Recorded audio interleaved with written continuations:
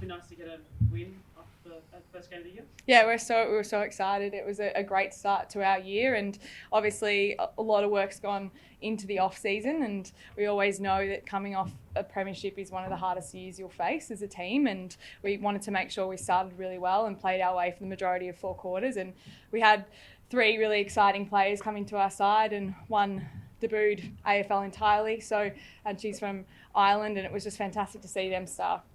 More to look forward to this weekend, unfurling the premiership banner. What's that going to feel like? Yeah, particularly here at the spiritual home of Arden St with our fans. It's the first time that they'll be able to celebrate with us, obviously, since the premiership at Icon Park. So it's going to be really exciting. But I think as players, we don't really get to see the flag unfurl. We'll be preparing for our game, and that's what the most important thing is this week for us is there's still a game to win, and it's a new year. So I think the thing to park is that that's a great celebration for our fans and our club, but most of all, we've got to play our style this weekend.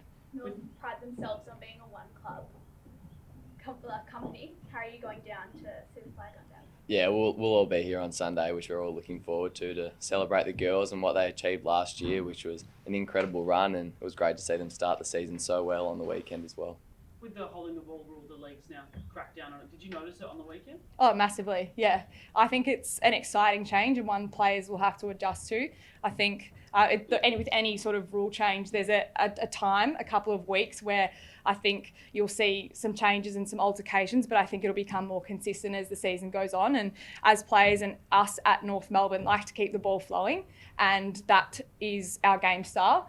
So I think the league is trying to make sure that this game continues to grow. And I think we saw that over the weekend. I think there was a stat that in 2024 there was 65 stoppages, and across the weekend in each game there was down to 43. So we're seeing some exciting footy, which is great. You guys are still undefeated this season. Does it add a little bit of pressure to keep that run going? I think that question always comes up, and yes, there's always pressure, but there's privilege in pressure, and Crocker always speaks to us about this, and I think the way that we approach each game is just getting better as a team. I know that's very cliche, but that's exactly how Croc takes us into each week, and even after the weekend there was a heap of things we need to improve on and take to Port Adelaide on the weekend. So I think, yeah, we're embracing that pressure, and we still want to hunt each team we come across. Harry, it was a nice win for your boys over the weekend. Do you feel like you're building something?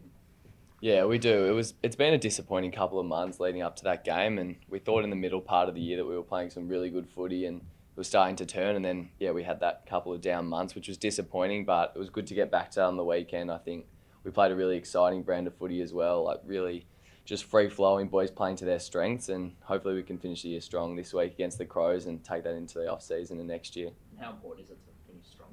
Yeah, so important. Adelaide are obviously going real well at the moment, so it'll be a big test, but we got nothing to lose. We're going to play free-flowing footy, hopefully bring that confidence from last week and just give it our best shot. What's the chat been around the club about the 54 touches? You got a new nickname or has there been something?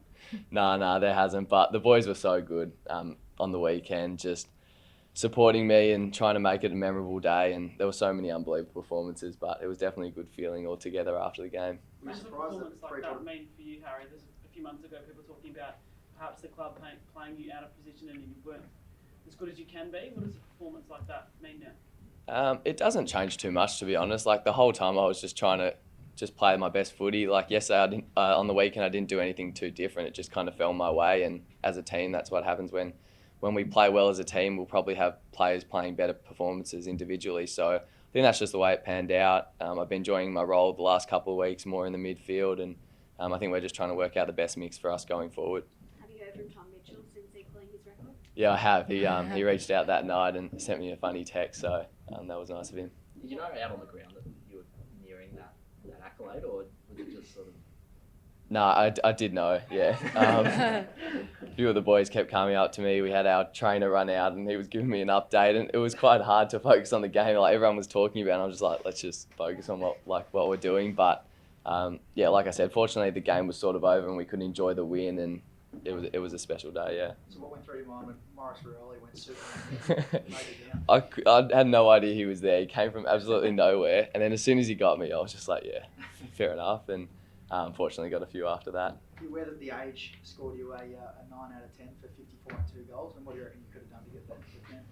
I didn't know that, but yeah, a few turnovers, I reckon. What finally clicked with the group? You said that everything was falling into place and it felt like a really good game. What clicked as compared to the last couple of weeks?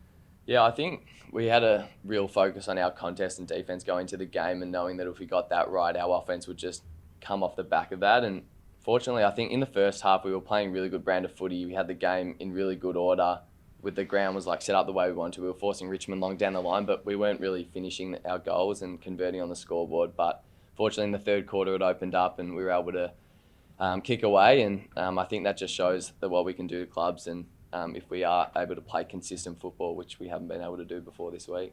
And LDU, was he pretty salty that you came out, had 54 and he had 42 goals? No, he wasn't salty. He was unreal. It was so good to see him back to his best, and just his pressure as well on top of what he was doing, what he always does in the midfield. And yeah, he had a pretty special day. So the boys got around him too, for sure. And Jason returned, gave you back the vice captain role. Was that nice to have that pressure up, or did you enjoy being captain last week? I definitely enjoyed being captain, but yeah, Jai does such an amazing job, and it was so good to have him back on the weekend. And he did a really good job out on the wing, and he's finding some good form out there. You guys have had these big sort of spirit lifting wins at the end of a season before down in Tassie too. Yeah. What do you do this time, I guess, to make sure that momentum flows through into the off-season maybe a little bit more than it has in the past? Yeah, we haven't really spoken about it too much. We'll review kind of our whole year after the Adelaide game, but I think it's just really important to stick to the process and understand what worked well for us to do that, and know that the talent is in the room and that is what we're capable of, and it's all about belief. And I think if we keep working together, trusting that process, getting experience together, playing together, which we've spoken about a lot, which is happening right now, that it will turn. And we just got to believe that process, believe in the coaches and the players that we've got. You touch on belief there. Just how big is it within the playing group? Yeah, it's massive. And that's the thing that I think really helped us on the weekend is, despite a rough couple of games, we knew that our best football is good enough to beat anyone, and it was going to turn. And we're still chasing that with the consistency with it. Like, we're nowhere near where we need to be, but hopefully that's just a blueprint for what's to come.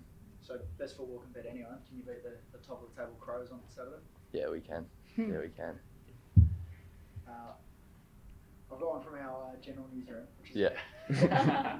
I've been worded up on this. There was a game in the VAFA, aside from around your area. Ellie Park got done 384-0. Yeah. Any sort of words of advice around it? You've had a record-breaking weekend yourself. Sell day. Yeah, well, unfortunately, we've had a lot of big losses, not as big as that, but yeah, I do feel for them. It's not fun coming off the ground after a big loss. So, yeah, stick back, guys. It will work if you just stick together and work through it. But yeah, that's a rough day for sure.